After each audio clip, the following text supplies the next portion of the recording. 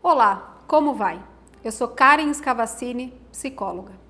Estamos quase no final do nosso passo a passo de como montar um grupo de apoio a familiares e amigos que perderam alguém para o suicídio. Hoje você vai aprender como facilitar o processo do seu grupo de apoio. A gente já falou disso aqui antes, mas é sempre bom ressaltar que a função que você tem como facilitador é criar um ambiente seguro para que o grupo possa se abrir, aprender e apoiar uns aos outros. Você pode ser aquele que facilita a expressão da dor.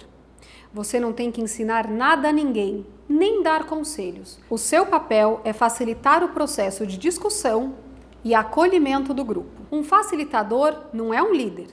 Líder requer autoridade. O facilitador apenas monitora as atividades e o processo do grupo.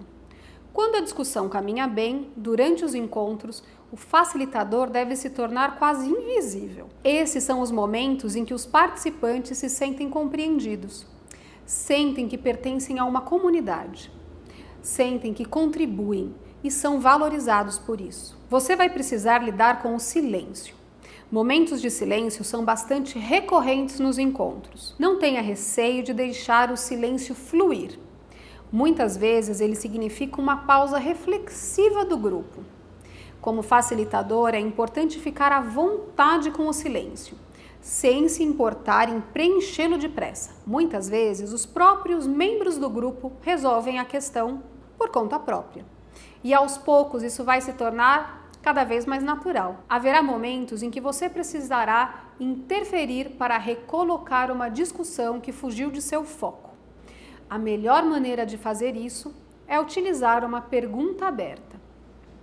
As perguntas abertas incitam uma resposta mais elaborada de quem responde. Não é algo que se baste com um sim ou não. Por exemplo, como você se sentiu quando seu vizinho falou isso? Ou, o que isso significou para você? O que vocês pensam a respeito disso?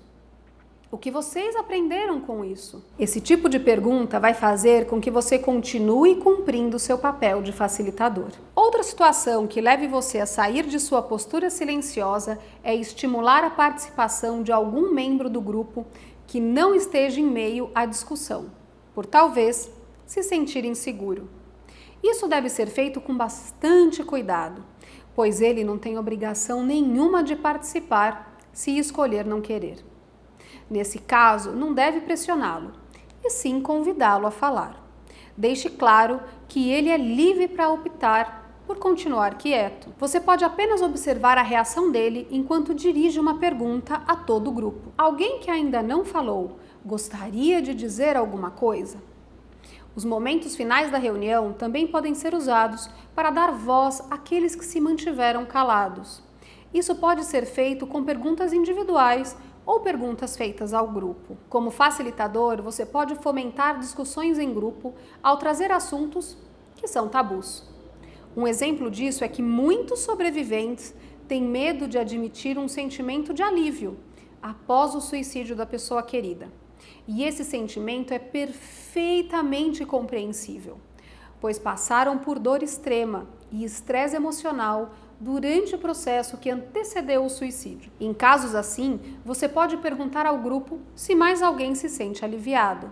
Depois, enfatize que esse é um sentimento normal. Outro tabu é sentir raiva da pessoa que partiu, ou vergonha sobre as circunstâncias da morte.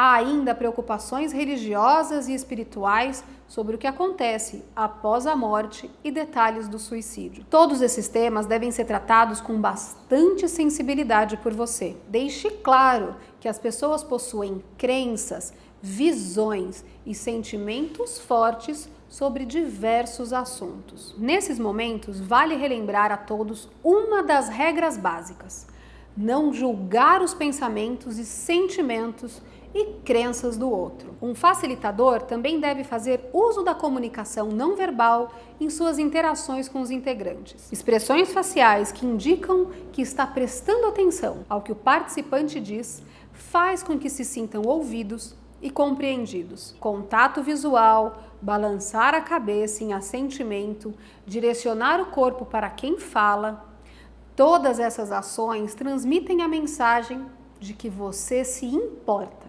Expressões como sim, compreendo, obrigada por dizer isso, estimulam o integrante a se abrir cada vez mais. Uma técnica que deve ser utilizada para facilitar o processo também é resumir e devolver o que foi dito por um ou mais integrantes. Não se trata apenas de repetir o que foi dito, mas separar e evidenciar o tema abordado. Vamos recapitular então? Eu mostrei a você maneiras e técnicas de facilitar o processo de discussão do seu grupo de apoio. Na maioria delas, o facilitador deve ficar como pano de fundo, apenas como um monitor de toda a discussão que dá entre os participantes. No próximo episódio, eu vou te ensinar como proteger esse processo. Nos vemos no último episódio. Até lá!